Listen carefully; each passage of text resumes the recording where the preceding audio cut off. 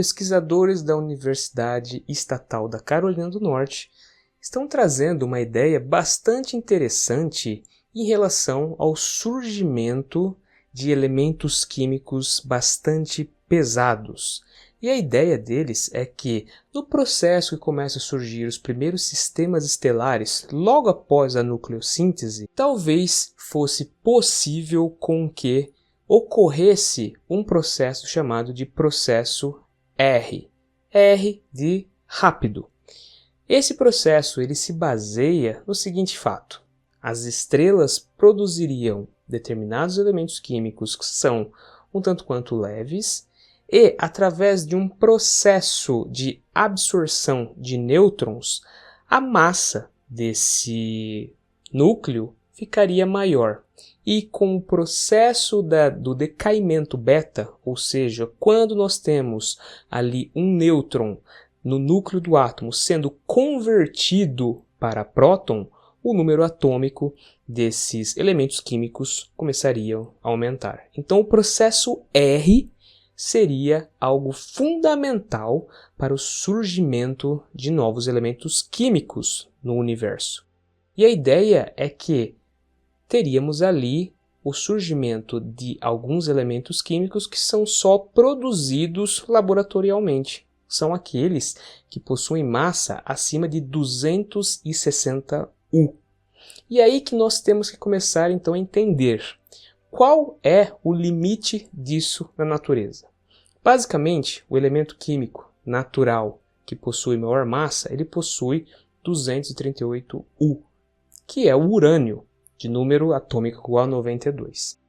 Então, o urânio, o que ele possui? Ele possui um conjunto de prótons, que é igual a 92, e um conjunto de nêutrons, que quando somados, dá o equivalente ali, uma massa de 238 U. Se nós conseguirmos, então, essa quantidade de massa de urânio, então nós temos ali 1 mol de urânio, ou seja, se nós tivermos essa quantidade de massa, 238 gramas de urânio, nós temos equivalente a 6,02 vezes 10 elevado a 23 átomos de urânio. Consequentemente, esse é conhecido como número de Avogadro. Então, esses elementos químicos que vão até o urânio, eles surgiriam de processos mais simples, que seriam com, por exemplo, uma estrela entrando em colapso, ou através de explosões nas estrelas, que você fornece energia para que núcleos pudessem se fundir. Então, núcleos de alguns átomos específicos, eles são ejetados e fornecidos a eles mais nêutrons. E especificamente, então, esse elemento químico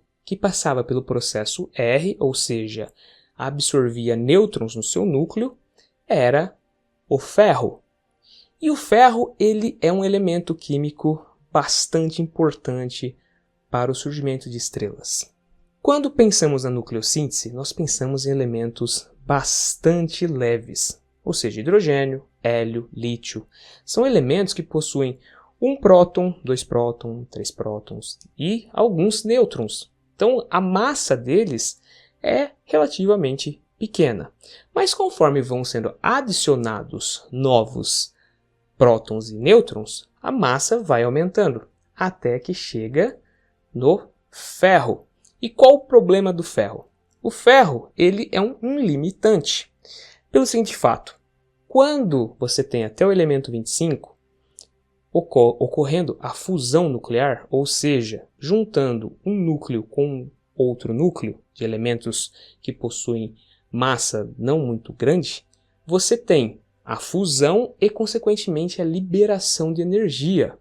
Então, esse é um processo que a liberação de energia, a liberação de luz, é o que faz uma estrela estar, vamos colocar entre aspas, queimando e liberando luz. Então, você tem ali um processo radioativo. Quando ocorre o processo com o ferro, em vez dele liberar energia, ele precisa consumir energia. E conforme ele consome energia, ele começa a fazer com que a estrela vá se apagando, até que chega um ponto que a estrela morre. Então, no núcleo da estrela fica uma grande quantidade de átomos de ferro.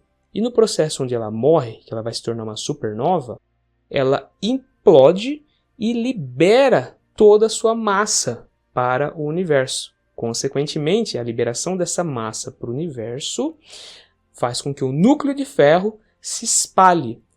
Ocorre o bombardeamento de nêutrons e esses nêutrons vão fazer com que surjam novos prótons no núcleo desses átomos de ferro, convertendo eles a outros elementos químicos, ou seja, no caso, átomos com uma massa maior.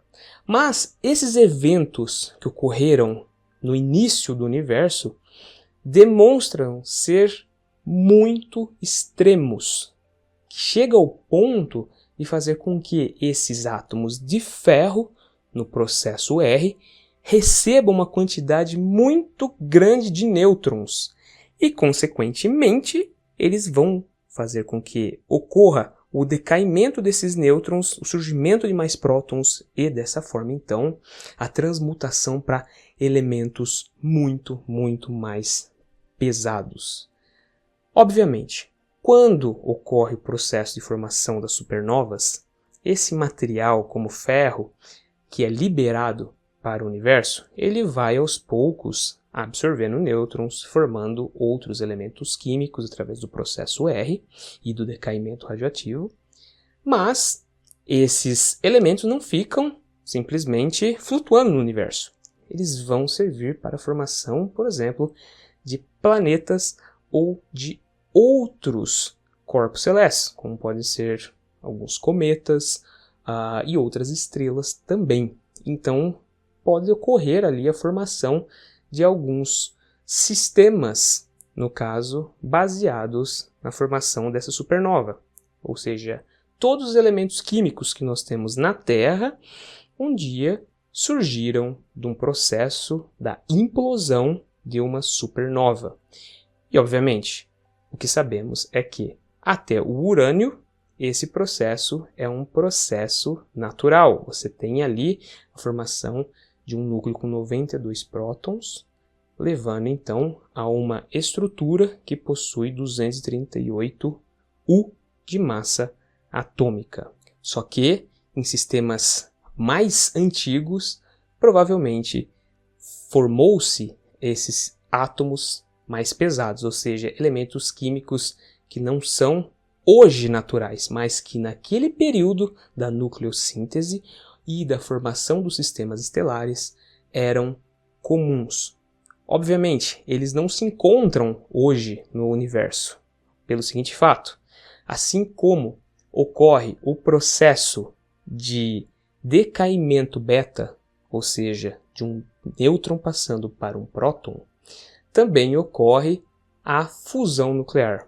Então, esses elementos químicos, apesar de terem sido gerados de forma natural no passado, eles eram instáveis e, consequentemente, ocorreu um processo de fissão nuclear, liberação de energia e, consequentemente, a formação de dois elementos diferentes. E por esse motivo, nós não temos esses elementos químicos liberados no espaço, pelo simples fato de que, conforme vai passando o tempo, eles também vão passando pelo processo de fissão nuclear e, consequentemente, eles vão gerando outros elementos químicos, uma vez que a natureza ela sempre tende ao chamado ground state energy, ou seja, o estado de mais baixa energia. Se o nosso sistema continua com a expansão, nós sabemos que o universo ele está em expansão, uma vez que, através do efeito Doppler, é possível observar que as galáxias mais distantes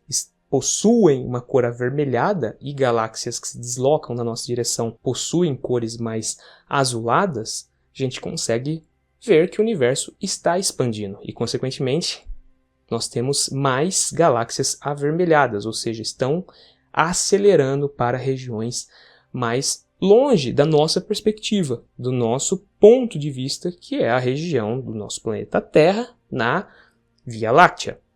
Isso demonstra, então, que ocorre esse processo e, consequentemente, esses elementos químicos também acabaram se decompondo com o passar do tempo e levando à formação de novos corpos celestes. Então, esse é um processo de formação de sistemas, de formação de elementos químicos, mas que talvez lá no passado, no período da nucleossíntese e também do surgimento das primeiras galáxias, poderiam ter existido átomos que hoje nós nunca vamos conseguir gerar em laboratório, porque eles seriam massivos demais e só poderiam ser existentes porque o sistema era energeticamente favorável. E as energias que se envolviam ali naquele momento eram extremamente grandes, seja energia, seja a pressão que essas partículas estavam sofrendo,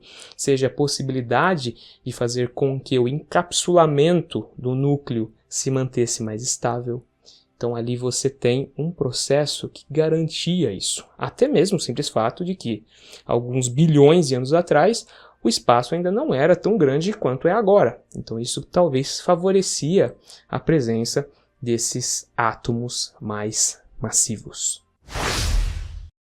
Pessoal, muito obrigado se vocês viram o vídeo até aqui. Peço, se for possível, que vocês curtam o vídeo, se inscrevam no canal e cliquem lá no sininho para vocês sempre receberem novas notificações de vídeos científicos como esse. Se for possível, também compartilhe esse vídeo que pode ajudar ao desenvolvimento da cultura científica de outras pessoas. E falando em desenvolvimento da cultura científica, eu vou deixar aqui na descrição do vídeo uma lista de livros que pode ajudar muito com o desenvolvimento da cultura científica sua ou de outras pessoas. Muito obrigado pela sua companhia e até o próximo vídeo.